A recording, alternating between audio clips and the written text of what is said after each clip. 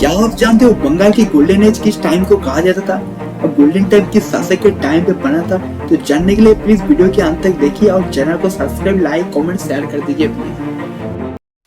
आज हम बात करने वाले 1493 से लेकर 1532 तक बंगाल की, यानी कि जिस टाइम को बंगाल के सुनहरा टाइम यानी कि गोल्डन एज कहा जाता था।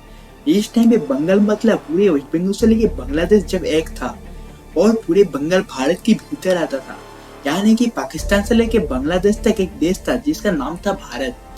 बंगाल के इतिहास इसका अर्थ है वर्तमान बांग्लादेश और भारत की वेस्ट बंगाल, त्रिपुरा, आसाम की ब्रेक घाटी तक इतिहास को कहा जाता था।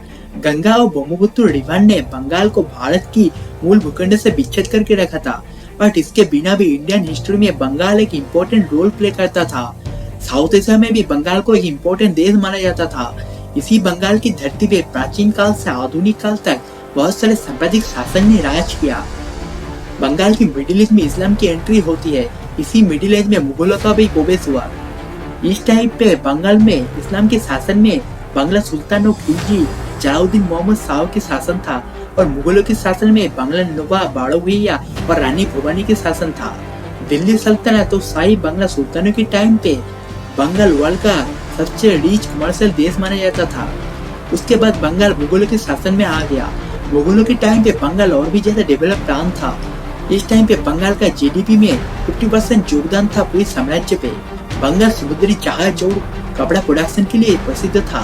इस टाइम पे बंगाल का गोल्डन एज यानी कि सुनहरा टाइम कहा जाता था। फिर समय के परिवर्तन के साथ साथ बंगाल में ब्रिटिश ईस्ट इंडिया कंपनी की शासन आई।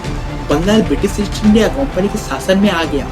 इसके बाद पूरे Bharat British East India Company के शासन में आ गया। फिर 1858 तक ब्रिटिश ईस्ट इंडिया कंपनी के शासन के बाद 14 अगस्त 1947 में पाकिस्तान की आजादी के टाइम पे बंगाल दो भाग में डिवाइड हो गया। बंगाल के वेस्ट भाग से भारत में नया राज्य गठन हुआ जिसे हम लोग वेस्ट बंगाल के नाम पे जानते हैं, और दूसरे भाग को पाकिस्तान में शामिल किया।